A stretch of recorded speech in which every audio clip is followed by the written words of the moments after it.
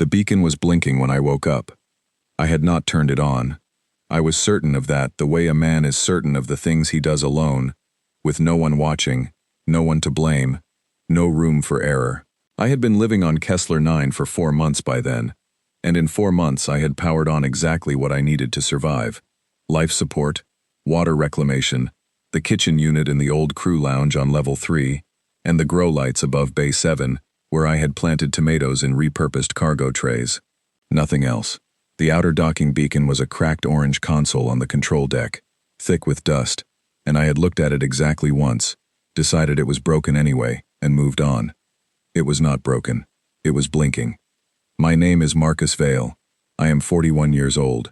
I have a partial hearing loss in my left ear from a pressure event aboard a carrier called the Meridian Cross, 2 faint burn scars on my right forearm from a conduit fire I walked into at age 26, and a general preference for quiet that developed over 2 decades of never getting any. I spent those 2 decades as a structural and mechanical engineer in the Federated Navy, fixing things that other people broke, on ships that went to places that hurt people, in service of causes that were explained to me only after the fact. I was good at the work. I was not good at anything else. When my service contract ended, they gave me a medal I put in a drawer, and a severance sum large enough to mean something only if I was very careful. I was careful. The Galactic Realty Consortium had a listing I found by accident while searching for remote properties on the outer registry. Kessler 9. A commercial starport, Class C, originally built by a private shipping concern called the Veth Transit Authority, roughly 140 years ago, decommissioned 62 years back, when the drift corridor trade routes shifted south, and no one came this way anymore. The listing described it as having 12 docking bays, functional hull integrity at 83%, a life support system that needed work but was repairable, and a location in a region of space so far from major transit lanes that the nearest inhabited station was a 4-hour burn away. Price, negotiable. The consortium had been trying to offload it for 11 years. I paid slightly less than the cost of a good used air car. I signed the deed on a Tuesday and was on a transport heading out by Thursday. I want to be honest about why I bought it. It was not a business decision. I had no plans to reopen it as a working starport. No investors, no scheme. I bought it because I needed somewhere that was mine, somewhere nothing was broken yet, except by time, somewhere the comm system would be silent, because I would choose to leave it silent. I needed, in a way I could not have said clearly to another person without sounding either sad or unwell, to hear nothing for a while. Not the nothing of an empty room you have to leave in the morning, the nothing of a place that is yours and stays yours and does not ask you for anything. For 4 months, Kessler 9 gave me exactly that. The life support had needed 3 weeks of work. The water reclamation needed 2. The heating grid on the lower levels had a fault I tracked for 6 days before finding it behind a panel in Corridor 9, a melted coupling no bigger than my thumb that had been slowly failing for probably 20 years. I replaced it with a part I machined myself from raw stock in the maintenance workshop because ordering from the nearest supplier would have taken 2 weeks, and I did not want to wait 2 weeks. I was not in a hurry to be done. Working on something that does not shoot back, in silence, at my own pace, was a pleasure I had not experienced in a very long time. By month 2 I had the place livable. By month 3 I had it comfortable. I repainted the crew lounge a pale gray blue, a color I had liked once on a planet I visited briefly and never returned to. I moved a chair to the large observation window on level 4, the one that looked out across the approach corridor into open space, and I read there in the evenings, paper books. I had brought 47 of them. I was on my 19th. The tomatoes were doing well. Bay 7 was the largest of the 12 bays, originally designed for freight haulers. The grow lights I had rigged from ceiling strips gave a warm amber glow in the evenings, and the smell of growing things in the recycled air was, I had discovered, extremely good for my sleep. I was sleeping 8 hours a night. I had not done that since I was a child. I was, by any reasonable measure, content.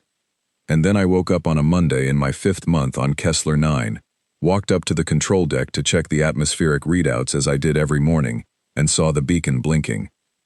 I stood in front of it for a long time. It was an outer approach beacon, designed to guide inbound vessels to the docking request channel. It sent a signal on a standard frequency. If anything in the approach corridor was carrying a receiver, it would pick that signal up and know that Kessler 9 was active and accepting traffic. I had not turned it on. I had not programmed it to turn on automatically. There was no timer, no trigger I had set. I checked the panel twice, then opened the back casing and checked the relay board. Everything was in order. It had simply turned on. I turned it off. I went down and made coffee and sat in my chair by the observation window and looked out at the corridor. Space was, as it always was, extremely large and extremely empty. The nearest visible object was a small asteroid cluster about 40,000 kilometers out, tumbling slowly the way asteroid clusters do when nothing is paying attention to them. I drank my coffee. I picked up my book. I read 4 pages. The beacon turned on again. I know the exact moment I understood that something was already out there, already close enough to have triggered the beacon's proximity sensor, a feature I had not known the beacon possessed because it was not in the manual I had read. The proximity sensor was in an appendix. The appendix was in a supplemental document I had not downloaded. The beacon turned itself on when something came within 40,000 kilometers. I set the book down very carefully. I went back to the control deck. I did not run. I was a trained engineer and a 20-year Navy veteran, and I did not run. But I walked with a specific kind of attention, the kind that calculates distances and obstacles and the location of every tool that could double as something harder to hold. I pulled up the external sensor array, which I had repaired in month 2 but rarely used, and asked it what was out there. It told me. The object was approximately 42,000 kilometers out and closing at a very slow speed, which was interesting, because slow approach speed on a standard corridor was either a sign of technical trouble or deliberate caution. It was not a shape I recognized. My sensor array was not military grade, but it was good enough to give me a hull outline, and the hull outline it returned matched nothing in my database, which covered every registered vessel class across the 12 major species of the Galactic Assembly and their collective 160-year history of space travel. The object was real, it was close, it was slowing down, and every single thing about it was unfamiliar. I sat at the console for the next 3 hours and watched it approach. I ran the sensor sweep 4 more times. Each time I got the same answer: unknown hull configuration, unknown drive signature, unknown materials composition listed in the readout simply as inconclusive, which was a word that should not appear in a materials scan because materials are always something. No transponder signal. No standard assembly comm handshake. No response when I sent a hail on the 3 most commonly used open frequencies. I hailed them anyway. This is Kessler 9. Private property. Unaffiliated. You are approaching an occupied structure. Please identify yourself and state your intentions. Silence. I sent it twice more. Silence both times. By hour 3 the vessel was close enough that I could see it through the observation window, and seeing it did not help. It was large, roughly the size of a mid-class freighter, but the shape was wrong, in a way that was hard to put a name to. It was not aggressively strange. It was just built according to principles I was not familiar with, smooth in places where ships are usually jointed, wider at the rear than the forward section, in a way that suggested a different relationship with thrust than I was used to seeing. The hull was a color I had no word for, and then realized was not quite a color but a surface quality, something between matte and reflective that changed depending on how the light hit it. It docked itself into Bay 1. I had not opened the bay doors. The bay doors opened from outside, which was a feature I also had not known the station possessed, and which told me that whoever had built Kessler 9 had expected this vessel, or vessels like it, to arrive. I stood on the level 2 catwalk above Bay 1 and I waited. The airlock cycled, the inner door opened, and something walked out that I had never seen before in my life, not in 20 years of Navy service across more star systems than I could name from memory, not in any briefing or xenobiology file or diplomatic summary that had ever crossed my desk.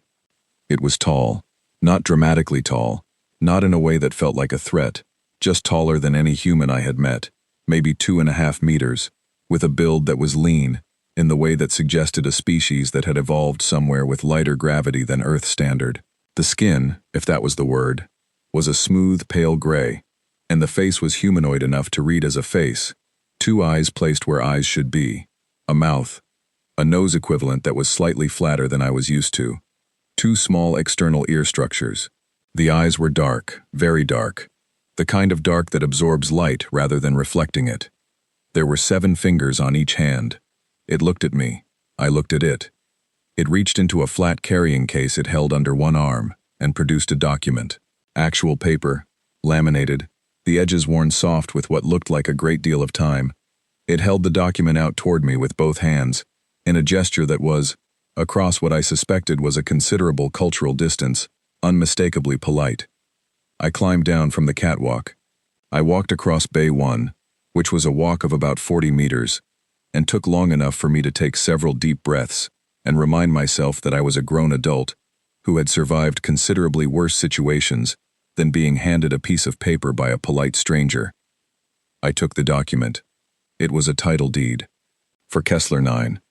Registered through the Veth Transit Authority, stamped and certified by the Galactic Assembly's Property and Commerce Bureau, signed in 3 languages, one of which I recognized as Standard Assembly Common, one of which I recognized as Old Terran Legal Script, and one of which I did not recognize at all.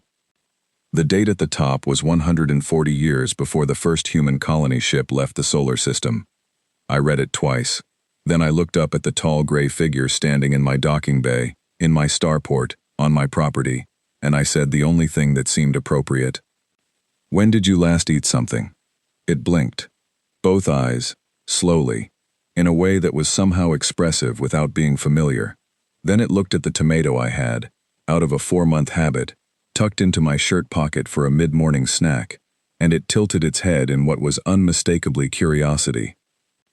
I handed it the tomato. It took it with 7 fingers and examined it with the careful attention of someone trying to identify an object they have never seen before. Then it looked back at me, and if I am honest, if I am being precise about what I saw in that moment, it looked like exactly what it was.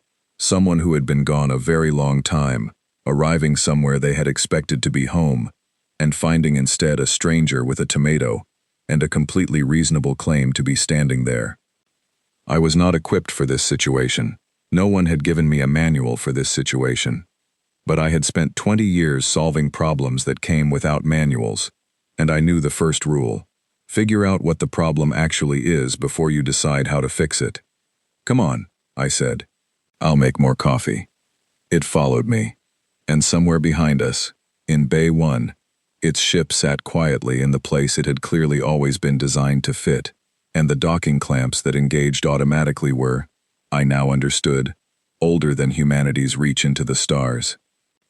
My name is Marcus Vale. I am 41 years old. I bought a starport for the Silence. The Silence, it turned out, had already been occupied.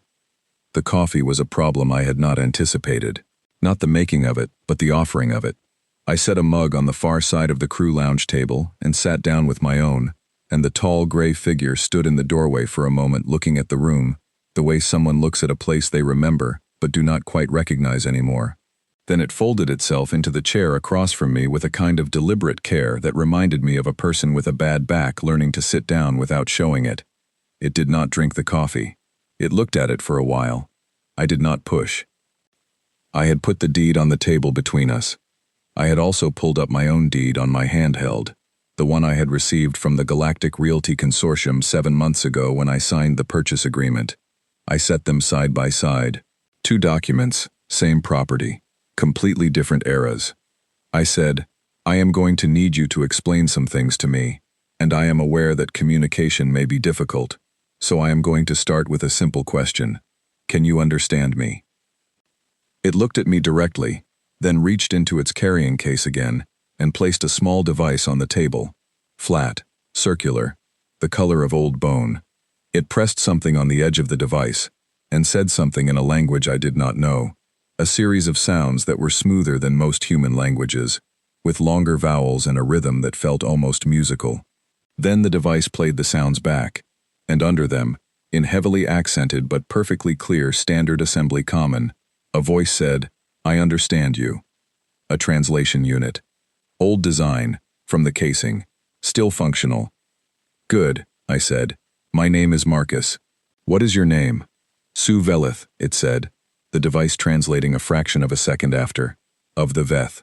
This station belonged to my family for 6 generations. I looked at the deed on the table. Then I looked at mine. Then I said, "How long were you in transit?" 8 years was the calculation, Suvelith said. The journey to the outer settlements of the Keth Reach and back. My family operated a small freight circuit. I was the last one certified to fly the long route, so I went. I left my brother Ivan in charge of the station. And how long ago was that? A pause. Suvelith looked at the table, not at me, the way a person looks at a surface when they are doing something difficult. According to my ship's chronometer, I was in transit for 144 years. The number sat in the room. I did not say anything. I waited. The cryosystem malfunctioned during the return journey. Suvelith continued. Not immediately. 4 years out from this station, the primary cell failed. The secondary cell had already been running as backup for reasons I did not know until I woke. I woke because the proximity alert brought me out. The ship had recognized the approach corridor and brought me to consciousness. Your ship brought you here automatically. Yes, it was programmed to return here if the primary destination coordinates were lost. This was the home coordinates. I thought about that for a moment. The ship, running on old programming, had carried a sleeping passenger across 144 years of changed space, all the way back to a station that had changed hands twice, and now belonged to a retired engineer growing tomatoes. When I left, Suvelith said, my brother Ivan was 40 years old. My youngest niece was 8. I had 7 cousins at various stations across the drift corridor. Another pause. I do not know what happened to any of them. The Veth are listed in the assembly records as a species of reduced population status. I do not know what that means for my family specifically. I have not been able to access the full records yet. I was a person who had not had a family in any meaningful sense since I was 32, and I had lost mine in ordinary ways, the ways people are lost over time and distance. I could not imagine what Suvelith was sitting with. I did not try to find words for it, because there are no good words for it, and I had learned young that offering poor words in response to large grief is worse than offering none.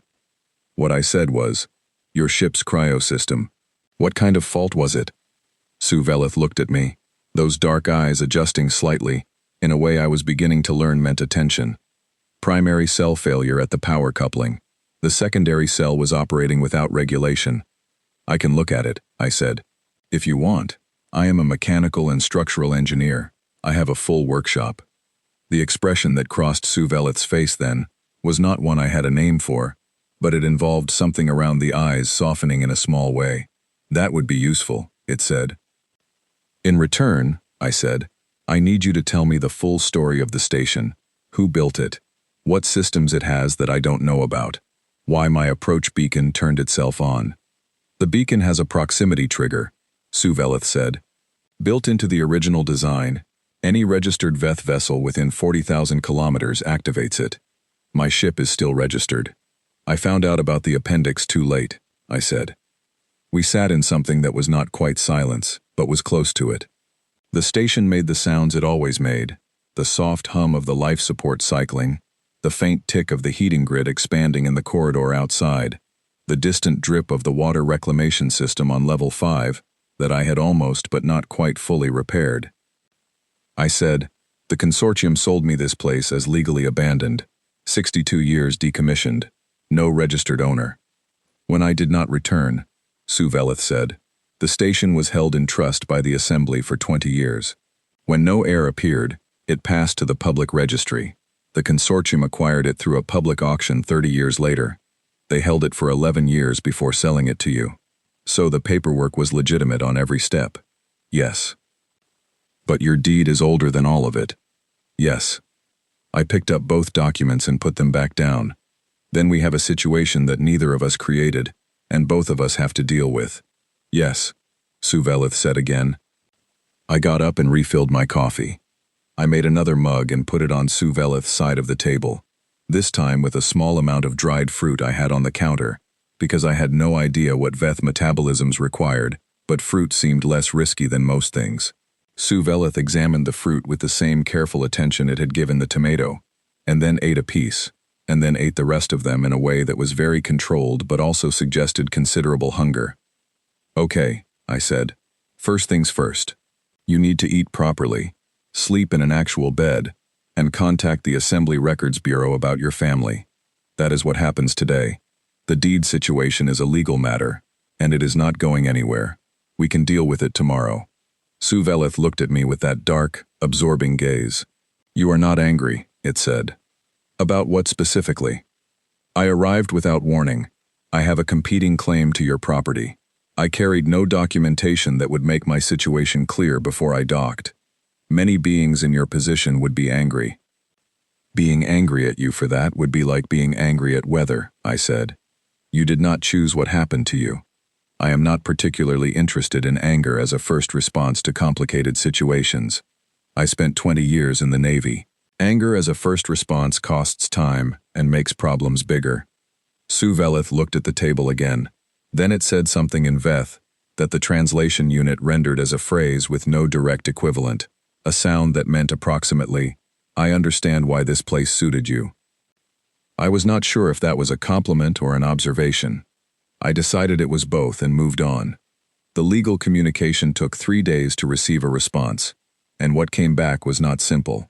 I had filed a query to the Galactic Assembly's Property and Commerce Bureau, the same body that had originally certified the Veth deed, and their reply was a 17-page document that I read twice, slowly, with a cup of coffee, and growing respect for the kind of mind that could construct that many layers of bureaucratic complexity around a single piece of real estate. The core of it was this: under assembly law, a prior deed did not automatically void a subsequent legal transfer if the subsequent transfer had been completed in good faith. The original deed had been dormant for longer than 20 standard years, and the new occupant had made material improvements to the property. I had met all 3 conditions. However, because Sue Veleth's deed predated the consortium's claim by over a century, and because Sue Veleth's absence had been involuntary and documented, the prior deed was not considered fully extinguished. It was in a legal state the document called suspended precedence, which meant it could be revived under specific conditions.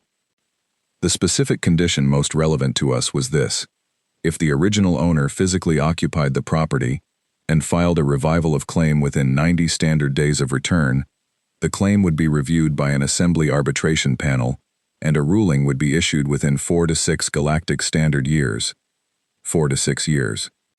During that period, under the shared occupancy provision of the Assembly's contested property code, neither party could exclude the other from the property. Neither could make structural changes without mutual agreement, and neither could sell or transfer their claim to a third party.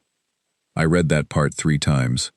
Sue Veleth was sitting across the table from me while I read. It had been on the station for 3 days by then, and had established a routine that involved spending the early mornings on the control deck, reviewing its ship's systems, eating small, careful meals of things I had identified as compatible with Veth biology from the records the Assembly Medical Bureau had sent over, and spending the evenings in the crew lounge. It did not talk much. I did not mind. I put the document down. I said, we are going to be sharing this station for somewhere between 4 and 6 years, while the Assembly decides who owns it. Sue Veleth said, I read the same document. Yes. You have no objection to that arrangement, do you? I thought about it honestly. 4 months ago I had wanted silence and solitude in a place that was mine. I still wanted those things. But something had shifted in 3 days of shared coffee and quiet evenings, and a conversation that had been, despite everything unusual about it, the best conversation I had had in years. Sue Veleth did not fill space with noise. It did not offer opinions where none were asked for. It was precise and careful, and, underneath the precision and the care, something that I recognized without being able to name, a person for whom the weight of what had happened had not yet fully landed, and who was holding themselves together with the same tools I used, which were routine, and work, and forward motion. I have conditions, I said. State them, Sue Veleth said. Bay 7 is mine. The tomatoes are mine. You do not touch the grow lights. Agreed. The crew lounge is shared. I will keep my books on my side of the shelf. You can have the other side. Agreed. If you know of systems in this station that I have not yet found, you tell me. I do not enjoy discovering surprises in the infrastructure. Sue Veleth was quiet for a moment, and the small expression around its eyes that I was beginning to associate with something like amusement appeared briefly.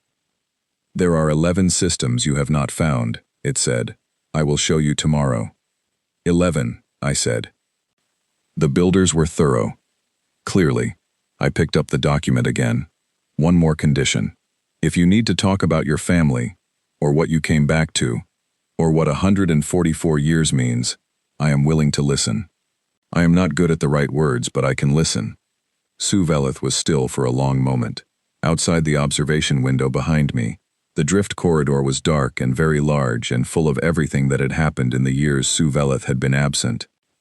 "I located one relative," Sue Veleth said finally. "A great-great-grandniece. She is 73 years old. She lives on a settlement station in the Keth Reach. She did not know I existed. My brother Ivan's records listed me as lost in transit. Are you going to contact her?" "I have composed the message 4 times, Sue Veleth said. "I have not sent any of them." "Take your time," I said. "Yes," Sue Veleth said. And that was all. I went to bed that night thinking about the 11 systems I had not found, and about the deed that was older than human space travel, and about the fact that I had come here for silence, and instead found a story so much larger than my own, that it made my own feel briefly small, and then, on reflection, somehow larger for being part of it. The next morning, Sue Veleth showed me a secondary engineering bay behind a panel on level 6 that contained fabrication equipment so far beyond anything I had worked with that I stood in the doorway for a full minute without speaking. Then, I walked in and started learning. We settled into a rhythm that was strange and ordinary in equal measure. I say ordinary because rhythm itself is ordinary, the way any 2 people sharing a space learn each other's patterns and make room for them, the particular morning silences, the working hours, the evenings.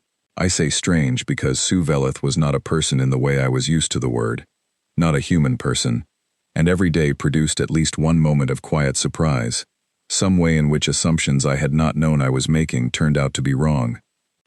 For example, the Veth did not dream, as far as Sue Veleth could explain it to me. Their sleep was deep and complete, and when they woke fully, all at once, with no gradual warming up that I always needed. Sue Veleth was in the control deck doing useful things by the time I was on my second cup of coffee. This was mildly humbling. For example, the Veth had a concept of work that was not separated from leisure the way it tended to be for me. When Sue Veleth repaired something or built something or improved a system, it was not doing a job. It was doing the thing it wanted to be doing, because Veth apparently found the act of making something function well to be inherently satisfying in a way that needed no further justification. I understood this in theory. I had felt it myself, sometimes, in the Navy, in moments when the problem and the solution aligned cleanly. But for Sue Veleth it was constant and complete, and I found myself watching it work sometimes with a feeling I eventually identified as mild envy. The hydroponics bay became a shared project almost before we discussed it. I had built a functional system. Sue Veleth looked at it once, said nothing, and 2 days later arrived in Bay 7 with a component from the fabrication room and an expression that was as close to asking permission as I had learned to read on a Veth face. I said yes. The component connected to my grow tray grid and did something to the nutrient delivery system that I could not fully follow even when Sue Veleth explained it, but which doubled the yield within 3 weeks and produced tomatoes that were, I was forced to admit, considerably better than the ones I had been growing alone. "Quantum nutrient cycling," Sue Veleth said, when I asked again. "That is not a phrase I can do anything useful with," I said. "No," Sue Veleth agreed, "but the tomatoes work." We played chess. I had a board I had brought with me, an actual wooden board with actual carved pieces that I had kept for 15 years and carried everywhere, because it had belonged to someone I had been fond of a long time ago. I taught Sue Veleth the rules on a Thursday evening, going slowly, expecting to spend several sessions on it. Sue Veleth listened once, asked 2 clarifying questions, and beat me on its 3rd game the following Tuesday. I was not a poor chess player. I was not going to pretend otherwise. Sue Veleth was simply better. "Do the Veth have a game like this?" I asked, after the 3rd game. "We have a game played with flat stones on a grid. Suvelth said. The strategy is similar in some ways, different in others. Chess has a single point of failure. It moved the white king one square to indicate what it meant. The Veth game has no single point. All pieces are equal. That sounds much harder to win, I said. There is no winning, Suvelth said. You reach a point of stable equilibrium and you stop. Both players acknowledge the balance. Then you begin again. I thought about that for a while. I would be bad at that game, I said.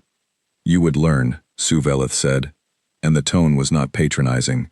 It was, I thought, the closest thing to a compliment Veth apparently gave, which was, you are capable of learning.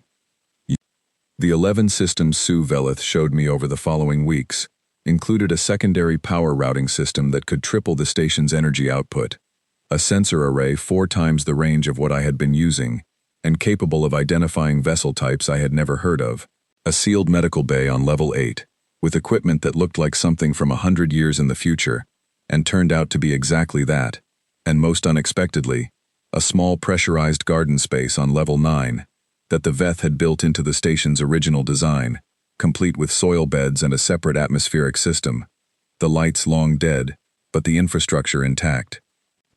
I stood in the level 9 garden space with a flashlight and looked at the dead soil beds and the empty trellises, and I said, "Your family grew things here." "My mother," Suvelth said behind me.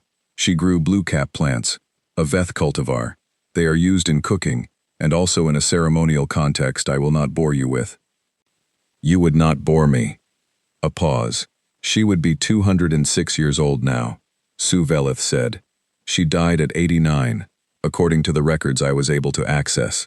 That was while I was still in transit." I kept the flashlight on the empty soil beds. I did not say anything. "I would like to restore this space," Suvelth said, "if that is within our shared agreement." "Of course," I said. "I do not have blue-cap plants. I do not know if they still exist, but I can grow other things." "You can have half of Bay 7's grow light strips," I said. "I can rig an extension to level 9. We can get the soil beds working in a week, maybe less." "That would require work on your part," Suvelth said. "That is generally what I do," I said. We started the next day. It was somewhere in the middle of that project on a Tuesday, when I was on my back under the level 9 atmospheric junction box running new wire, and Suvelth was mixing a soil substrate in a large container, using a precise combination of materials it had sourced from the cargo manifest of its own ship, that I realized we were, without having discussed it, operating as a single working unit. I had not had a working partner in 4 months. I had not had a good one in considerably longer. The Navy had given me colleagues and supervisors and subordinates, but rarely the particular thing that Suvelth turned out to be, which was someone whose instincts about problems were different from mine, in exactly the ways that were useful, so that the gap between what I saw and what I missed was covered by what Suvelth noticed, and vice versa. It did not speak more than necessary while working. Neither did I. But the communication was there, the functional wordless thing of 2 people who have learned each other's pace. I was thinking about this, lying under the junction box, when the comm unit on my belt crackled. I had set it to receive assembly frequencies since Suvelth's arrival, and it had been largely silent except for the regular status pings I sent to the Bureau. But this was not a ping. This was an incoming transmission, on a standard commercial frequency, and when I sat up and opened it, the message was brief and formal, and came from an address I recognized as belonging to the legal division of the Galactic Realty Consortium. It said, in the kind of language that cost money per word, the consortium had become aware of the revival of claim filed by the original deed holder of Kessler 9, and wished to discuss the matter before assembly arbitration proceedings began, and requested a communication at my earliest convenience. I read it twice. Then I passed my handheld up out of the junction box to Suvelth without a word. Suvelth read it once. Its face did not change in any obvious way, but something in its posture shifted, a slight tightening of the shoulders, the kind of thing you only notice in someone when you have been paying close attention for 2 months. "They want to negotiate," I said. "They want to understand the situation before they lose control of it," Suvelth said. "That is the same thing from their perspective." "Yes," Suvelth said, "but not from ours." I thought about what was behind the message. The consortium had sold the station to me for very little.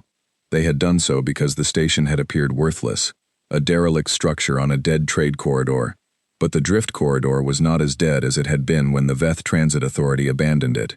In the last 20 years, 3 new settlement stations had been built within a 4-hour burn radius. 2 smaller shipping concerns had been looking at the corridor for possible expansion. And now, with a Veth vessel in the docking bay, and an active revival of claim filed with the Assembly, a fact that was public record, Kessler 9 was no longer a forgotten footnote on the outer registry. The corridor rights alone, the access lanes that ran through the space around Kessler 9, were worth something considerable if they were controlled by an entity with the right legal standing. The consortium had figured this out. They would not have sent a polite legal inquiry if they had not figured it out. "What do you want to do?" I said. Sue Veleth was quiet for a long moment. Then it said, "My family built this station because the drift corridor was a good route for trade. They operated it for 6 generations. It was not a large operation. It was not a wealthy one. It was a working station, doing what working stations do." "Yes," I said. "I do not want it sold. I do not want it controlled by an entity that will use the corridor rights for financial leverage. I want it to work again. I want ships to dock here. I want it to be a functioning station." "That is also what I want," I said. "Although I will be honest, my plan 4 months ago was considerably quieter." Sue Veleth made a sound that the translation unit rendered as a neutral acknowledgement, but which I was fairly certain was as close to a quiet laugh as Sue Veleth got. "We do not have to respond to the consortium immediately," I said. "They are requesting a conversation, not demanding one. We have 90 days before the claim formally enters arbitration. We have time to understand our position first." "What do you need in order to understand our position?" "I need to know what the corridor rights are actually worth," I said. "I need to know who else might have an interest in this station, now that it is active again. And I need to know what the consortium actually owns versus what they think they own, because legal documents say things, and reality sometimes says different things." "I can access the original station surveys, 10th, Sue Veleth said. "The Veth kept detailed records. They are stored in the ship's archive." "And I know where to find the Assembly registry filings," I said. "I have been reading legal documents since I was 22 years old. Not because I enjoyed it, because the Navy taught me that the person who reads the fine print survives the situation, the person who skipped it does not." Sue Veleth looked at me for a moment. "You are going to be very good at this," it said. "I am going to be annoying to a lot of people," I said, "which is different from being good at it, but in legal situations, the effect is usually the same." I climbed out from under the junction box, brushed the dust off my shirt, and picked up my handheld. I wrote a reply to the consortium. "Received. Will respond within 30 days. That was all. Polite, brief, not committal. It gave us time, and told them nothing. Then I went to make coffee, and Sue Veleth went back to mixing the soil substrate, and the station hummed around us in the particular way it had started to hum since Sue Veleth's ship had plugged into the docking bay, a slightly different frequency than before, as though the station recognized what was connected to it and was doing something about it. I was starting to think that the station always had been smarter than it looked. Old things often are. The consortium's legal team arrived in person 17 days after I sent the polite acknowledgement. I had not expected them in person. I had expected another transmission. When the sensor array picked up 2 standard-class transports approaching the corridor, I stood at the control deck and watched them come, and felt the particular stillness that comes before something gets complicated. There were 6 people in the first transport, and 4 in the second, and they brought with them a portable legal station, which is exactly what it sounds like, a self-contained unit that establishes a temporary assembly-certified legal environment for negotiations. It unfolded in Bay 3 while I stood in the corridor outside, and watched people I did not know carry equipment into a space that was mine. The lead negotiator introduced herself as Petra Calloway. She was a small, precisely dressed woman in her 50s, with the kind of posture that communicates I have done this many times and I am not surprised by anything. She shook my hand with a firm grip and said, "Mr. Vale, thank you for agreeing to meet with us. We have been reviewing the situation, and feel that a direct conversation is the most efficient path forward for all parties. You are welcome to use the space, I said. I would ask that your team not enter levels 6 through 9 without advance notice. Of course, she said, in a tone that had already accepted this and moved past it. She looked at Sue Veleth, who was standing to my left. Her expression managed something impressive, which was to register the fact of Sue Veleth's existence without registering surprise, which meant she had been briefed and was good at her job. And you are the original claimant, Petra Calloway said. I am Sue Veleth of the Veth, Sue Veleth said, through the translation unit. We are grateful for your patience in allowing us to meet directly, Petra Calloway said. This was, I understood, a courtesy phrase, with no particular warmth behind it. Sue Veleth nodded once, which I had learned was a Veth equivalent of acknowledged. In the portable legal station, over a table that was nicer than anything I owned, Petra Calloway explained what the consortium wanted. She was good at explaining things. She laid it out clearly, without excessive language. The consortium held a legitimate secondary deed, acquired legally from the Assembly Public Registry, and they were not disputing the validity of Sue Veleth's prior claim.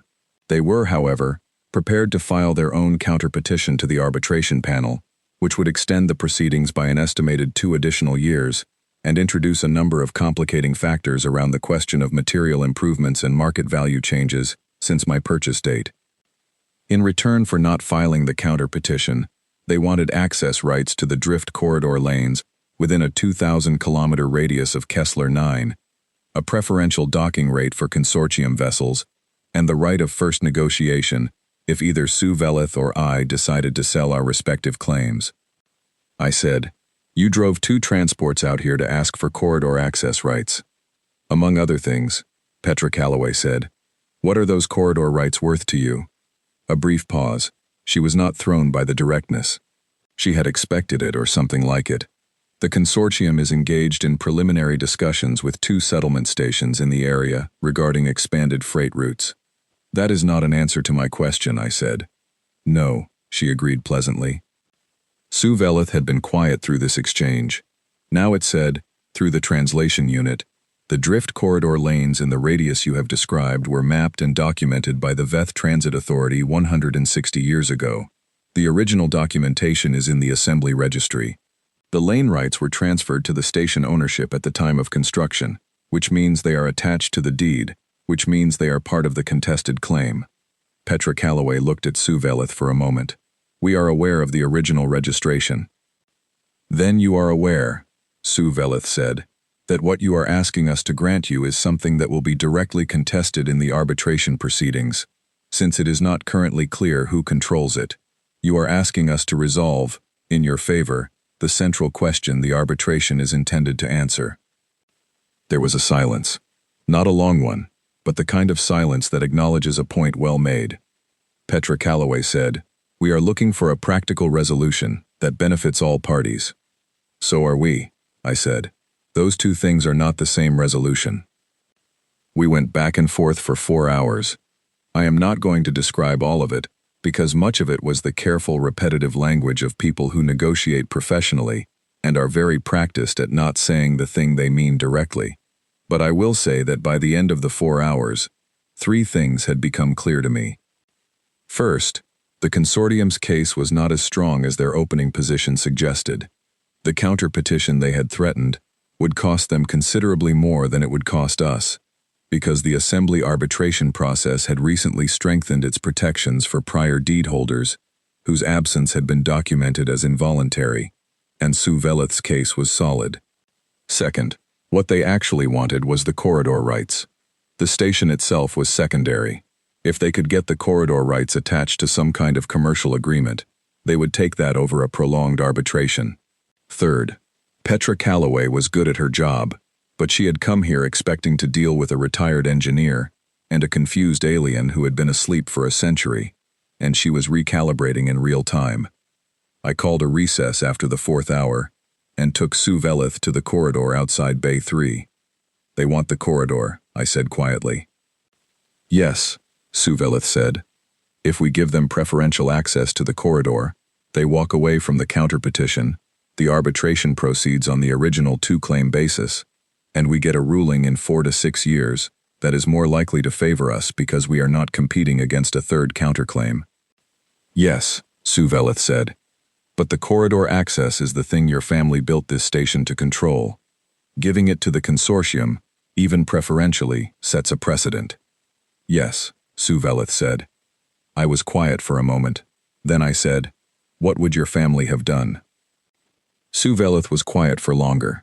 Then it said, my family were traitors. They believed that a corridor with traffic was worth more than a corridor controlled by one entity that was empty. They would have asked, what does the consortium's traffic bring to the corridor? What does it do to the value of this station and the stations nearby?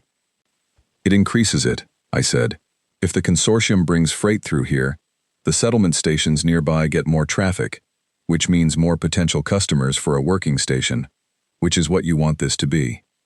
Then the corridor access is not a concession, Suvelith said. It is a trade. Only if we draft it correctly, I said. I want corridor access to be non-exclusive, time-limited to 5 years with renegotiation, and conditional on minimum traffic guarantees that they have to meet, or the access lapses, and I want them to put in writing that they are not contesting the corridor lane rights in the arbitration. Suvelith looked at me with those dark eyes for a moment. You have been thinking about this for longer than 4 hours, it said. I started thinking about it when they sent the first message, I said. I just needed the meeting to confirm which parts I had right. We went back in. I put the counter-proposal on the table and watched Petra Calloway read it. She read it twice, and I could see the moment she realized that what she was looking at was not a counteroffer from an amateur, but a carefully constructed legal position that had closed most of the gaps she would have moved through. She looked up from the document and met my eyes, and something in her expression changed, not dramatically, but the specific shift of a person who has revised their assessment upward. I will need to take this back to the consortium's legal leadership, she said. Of course, I said. This will take some time to review. We have 30 days before our formal arbitration response is due, I said. You have 28 of them. Petra Calloway nodded once, stood, and offered her hand. I shook it. She shook Suvelith's hand as well, which surprised me slightly, and then she led her team back to their transports, and they left.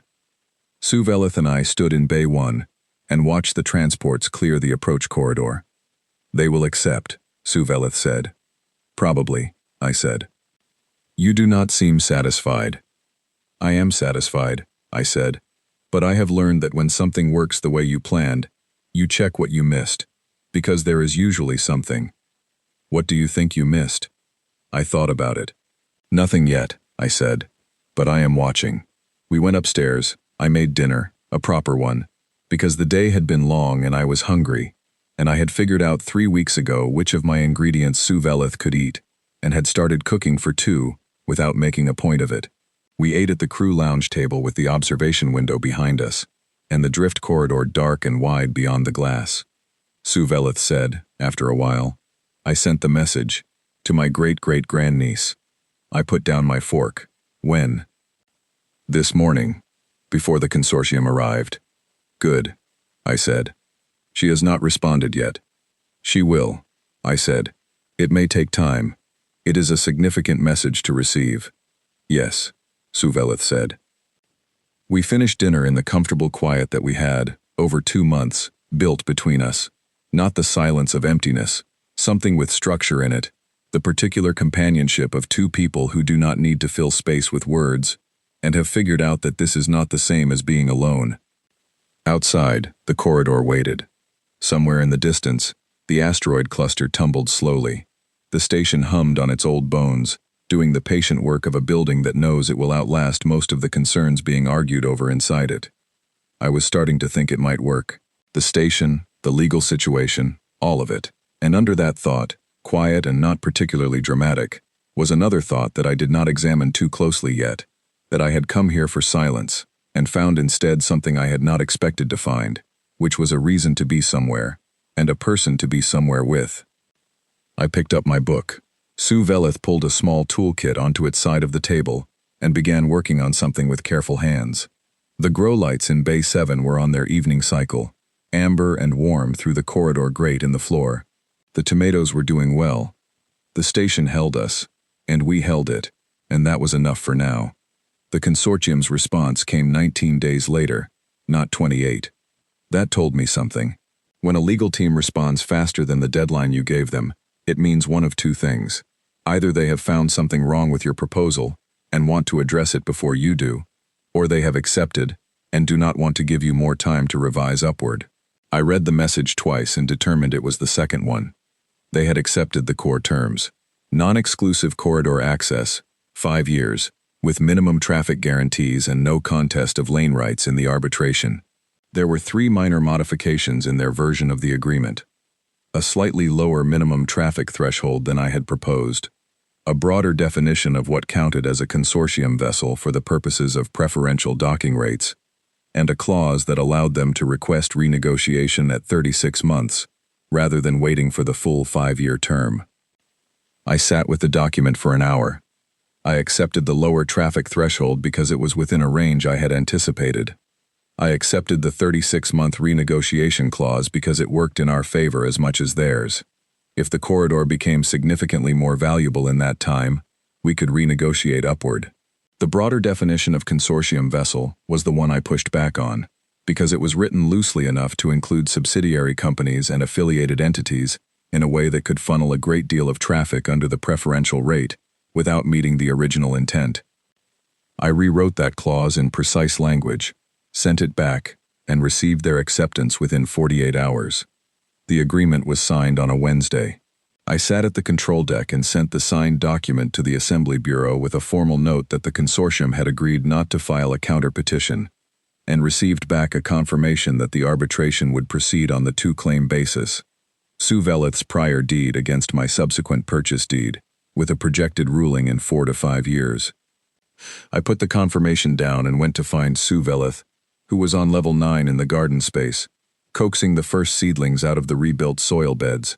The grow lights I had rigged were on at low intensity, the right spectrum for early growth, a thing Sue Veleth had determined from old Veth records and I had configured from the station's engineering logs. "It is done," I said. "The agreement is signed. The arbitration is filed on the right terms." Sue Veleth looked up from the seedlings. In the low amber light of the level 9 garden, the gray of its skin had a warm undertone I had not noticed before. It looked, in that moment, less like something entirely unfamiliar, and more like exactly what it was, a person in their family's garden, after a very long absence, watching something grow. "Good," it said. I crouched down and looked at the seedlings. Small, pale green, just beginning. Sue Veleth had sourced the seeds from the cargo hold of its ship, which had carried a variety of Veth cultivars as standard practice, not blue cap plants, which apparently no longer existed in any cultivated form, but other things, plants that had names in Veth that did not translate, and that I had started referring to by their shapes or colors. The broadleaf one, the small red-stemmed one, the tall feathery one in the corner that Sue Veleth said was used for something ceremonial, and that I did not press on. "The consortium will start sending ships within 60 days, I said. "The station is going to need to be more operational than it is now if we are going to process traffic." "I know," Sue Veleth said. "I have been reviewing the docking systems. Bay 1 through 4 are functional. Bays 5 and 6 need the pressure door mechanisms replaced. The others need varying degrees of work. I can start on Bay 5 tomorrow," I said. "I can manage Bay 6 simultaneously," Sue Veleth said. "If we work in parallel, we can have both operational within 2 weeks. What about the commercial systems? Docking fees, fuel exchange, cargo processing? The original Veth Transit Authority systems are still in the station's primary computer," Sue Veleth said. "They will need updating for current assembly protocols, but the architecture is sound. My family built things to last." "They did," I said, and I meant it without qualification. That evening I received a second message that I had not expected. It came not from any legal entity or commercial body, but from a private address with an assembly routing code that placed it in the Keth Reach region, and it was addressed to me by name, which meant someone had looked up the current occupant of Kessler 9 and found me in the public deed records. The message was from Sue Veleth's great-great-grandniece. Her name was Adele Veth Marin, the Veth Marin being a hybrid surname from a mixed-species marriage 2 generations back, which was a detail I had not expected and found immediately interesting. She was not writing to me directly. She was writing to me as the current occupant of Kessler 9 to ask if the name she was seeing in the deed records was correct, because she had received a message, an extraordinary message, from someone claiming to be an ancestor of hers named Sue Veleth, and she was trying to determine whether that was real before she responded. I went and got Sue Veleth. We sat at the control deck together and I showed it the message on the main screen. Sue Veleth read it once, twice. Then it was quiet for a moment, and I looked at the floor and gave that quiet the space it needed. She wants to know if it is real, Sue Veleth said. Yes, I said. It is real, Sue Veleth said. And there was a quality in its voice, in the translation unit's rendering of its voice, that I had not heard before, something that was not quite fragile, but was certainly not armored. Tell her that, I said. I will confirm from my end as the occupant that the records are accurate and the situation is as described. We wrote 2 messages. Sue Veleth's took considerably longer than mine. I did not read it. When we sent both, I made tea, which I had started making in the evenings because Sue Veleth had observed once that it found the smell of coffee difficult to enjoy, but the smell of certain herbal teas pleasant, and I had started buying a variety. The response from Adele Veth Marin came 6 hours later, at 3 in the morning station time. I was asleep. Sue Veleth was not, and it was sitting at the control deck when the message arrived, and I learned about it in the morning when I came up for my first coffee, and found Sue Veleth still at the console, with a stillness about it that I had learned to recognize. I sat down across the console and waited. She believes it, Sue Veleth said. She has records. Her grandmother kept records. There is documentation of my name, my departure, the last communication before I was listed as lost. A pause. She says she is 73 years old, and she did not expect to ever learn what happened to the ancestor the family called the Lost One. She says her grandmother told her the story as a kind of legend, the Veth who went out and did not come back. I said nothing. She wants to visit, Sue Veleth said, when she is able. She says she is not in good health.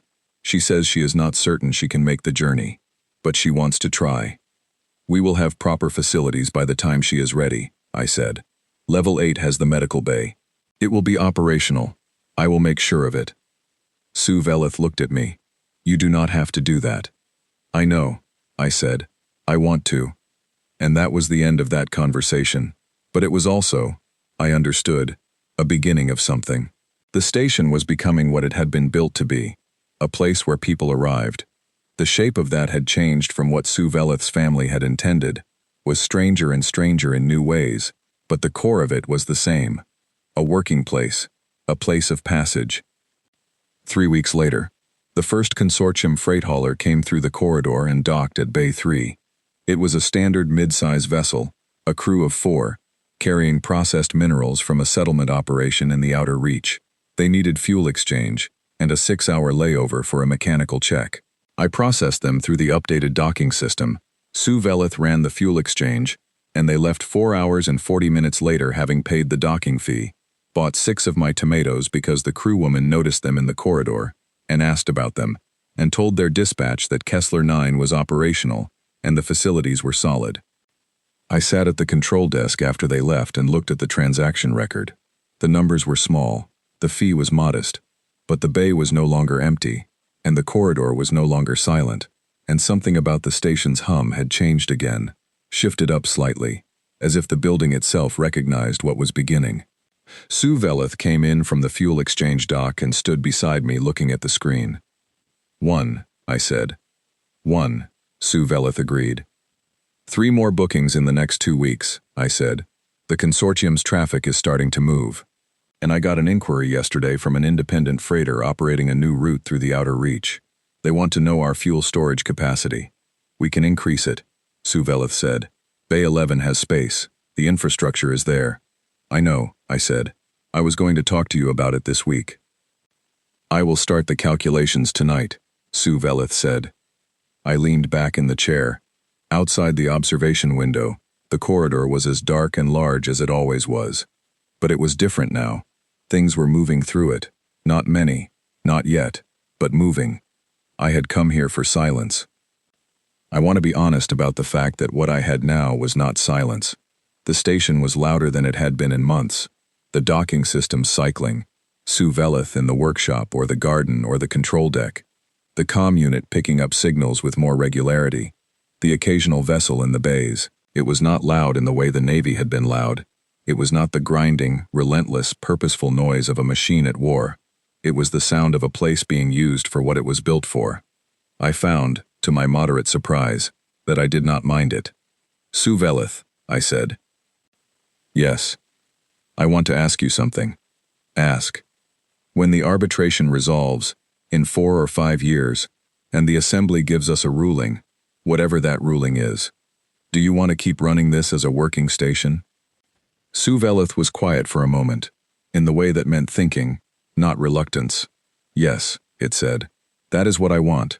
Not a large operation, not a commercial hub, a working station, a place that does what stations do.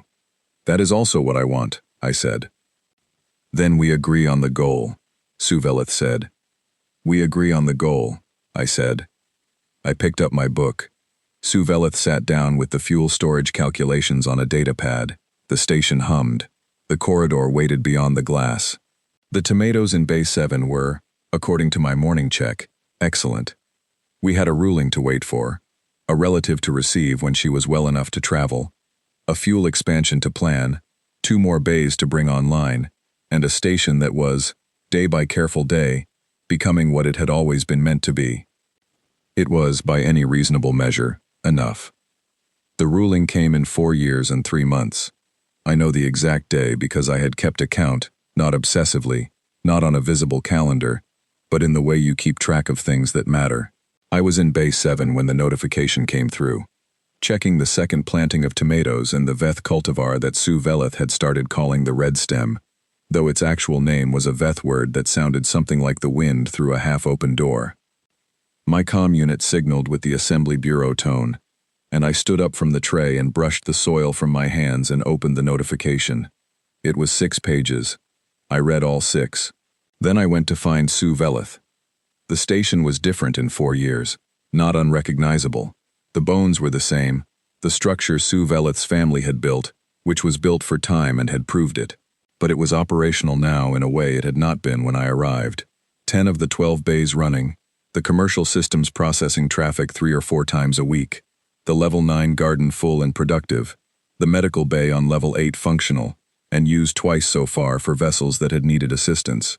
The crew lounge painted a color Sue Veleth had suggested, and I had agreed was better than my pale gray blue, a warm amber that caught the light well.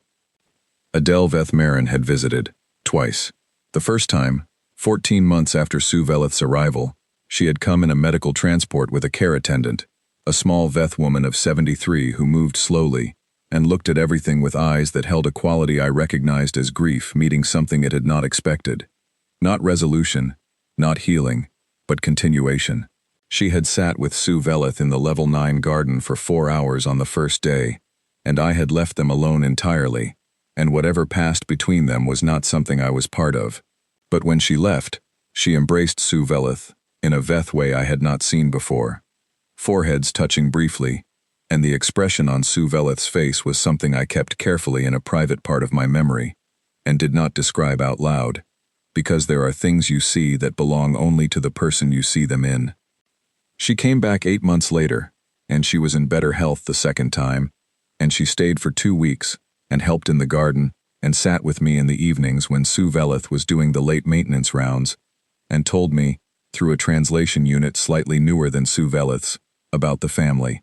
Not with grief, with the particular warmth of someone who has made peace with the shape of a story, and wants to pass the good parts on. I found I liked her considerably. She was not able to come a third time. She died 8 months after the second visit. Quietly, in the settlement station she had lived in for 50 years, and Sue Veleth received the notification on a Thursday morning, and went to the Level 9 garden, and stayed there for the day. I left food outside the door at noon, and at dinner. Both times it was gone when I checked in the morning.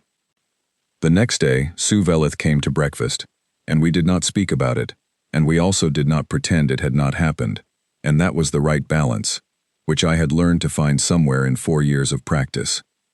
Now I stood in the main corridor outside the engineering workshop and said, "Sue Veleth." The ruling came.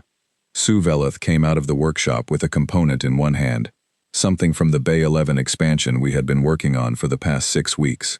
It looked at me. "And?" it said. I held out the handheld with the document on screen. Sue Veleth read it. The expression on its face, I had learned to read in 4 years, was complex, and did not show much on the surface, but I had learned where to look. Around the eyes, the slight adjustment of the shoulders. "Joint title," it said. "Joint title," I confirmed. The assembly ruled that both deeds are valid under the respective legal frameworks of their time, and that joint occupancy and material co-development over the arbitration period has created a co-ownership situation that supersedes the original single-owner question. Neither deed voids the other. We both own it. "In equal shares," Sue Veleth said, reading further. "In equal shares," I said, "and the station is reclassified as a VETH Cultural Heritage Site under Assembly Protocol 7, which means it cannot be sold to a third party without the consent of both co-owners, and it is eligible for Assembly Heritage Maintenance Funding." Sue Veleth looked up from the document. Heritage funding. Apparently, the VETH are not as reduced in population as the old records suggested.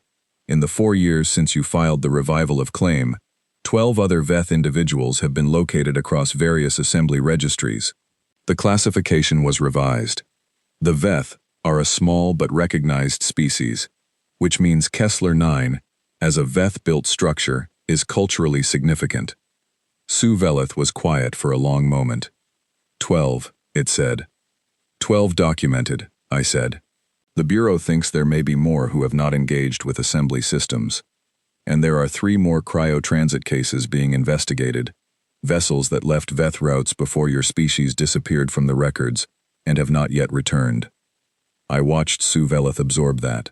The thing about watching someone learn that they are not the last of something is that the word for what crosses their face is not a simple word. It is relief, and grief, and something forward-looking all at once, and if you are not very careful about where you put your eyes, you intrude on something that is not yours. I looked at the document in my hand. The funding, I said, is earmarked for structural maintenance and heritage preservation.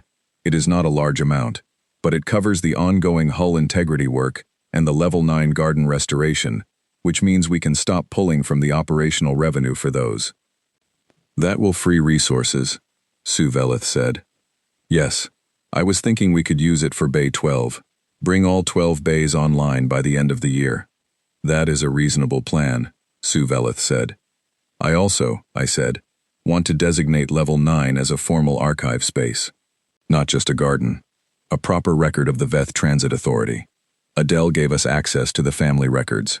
I want to build it properly, for the other 12 who have been found, and for whoever else shows up. Sue Veleth was quiet for a moment, then it said, Adele would have liked that. I think so too, I said. We stood in the corridor with the ruling between us on a handheld, in a station that was now legally and permanently ours, which was strange to think about, because in 4 years it had come to feel that way well before the assembly confirmed it. The law was catching up with the fact. That is usually how it works in my experience. Reality moves first. The paperwork follows. A comm ping from Bay 4, a freighter on approach, one of the regular runs that had been using the drift corridor more and more as the settlement traffic in the region had grown. I had known it was coming. The schedule was posted on the control deck, but I looked at the ping and felt what I had started to feel every time a vessel came in, which was not the quiet I had come here looking for, and not the absence of it either, but something that had its own specific quality, the satisfaction of a place that works. I will handle the docking, Sue Veleth said. I will finish the Bay 11 component, I said, then I will come and help with the fuel exchange. We went our separate ways to do the things we knew how to do. The station did what it had been built to do, held us, held the ships that came, held the space between the stars that surrounded it in every direction. That evening, after the freighter had gone and the fuel log was updated, and the corridor was quiet again, Sue Veleth and I sat in the crew lounge. Sue Veleth had the VETH Stone game out, the one it had taught me 18 months ago, the game played on a grid with flat stones and no winner, only the point of stable balance where both players stop. I had gotten better at it. Not good. Better. We played for an hour without speaking. The stones moved. The balance shifted. The amber walls held the light. "Marcus," Suvelith said after a while. "Yes. When you bought this station, what did you want?" I thought about it honestly. "Silence," I said. "A place that was mine. Somewhere nothing was broken yet.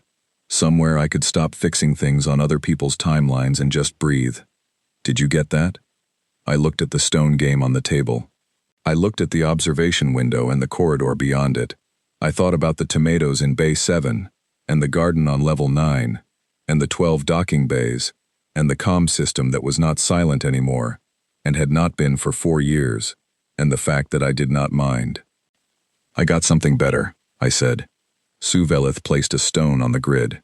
The balance shifted slightly towards something that would, in another 4 or 5 moves, become the point where we stopped. "Yes," Suvelith said, "I think that is right."